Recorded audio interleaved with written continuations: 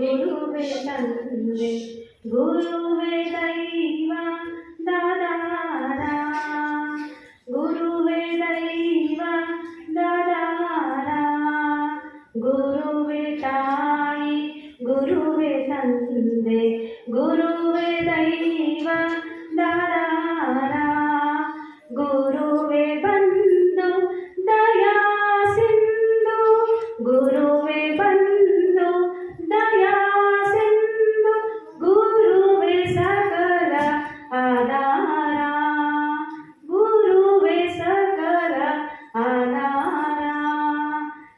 This Guru Purnima is also called as Vyasa Purnima. Have you heard about the different Hindu epics like Ramayana, Mahabharata, Bhagavata, Veda? Have you heard about it? Yes.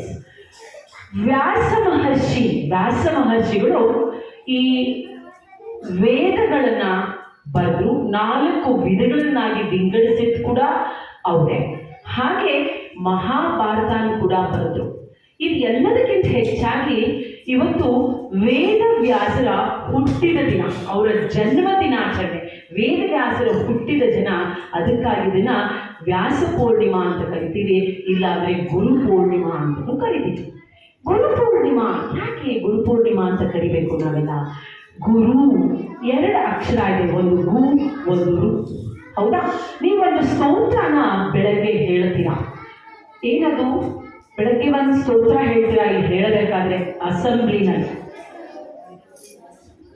ಗುರುರ್ ಬ್ರಹ್ಮ ಗುರುರ್ ವಿಷ್ಣು ಗುರುದೇವೋ ಮಹೇಶ್ವರ.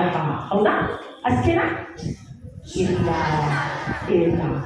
ಗುರು ಬ್ರಹ್ಮ ಗುರು ವಿಷ್ಣು ಗುರುದೇವೋ ಮಹೇಶ್ವರ ಗುರು ಸಾಕ್ಷಾತ್ ಪರಬ್ರಹ್ಮ ತಸ್ಮೈ ಶ್ರೀ ಗುರವೇ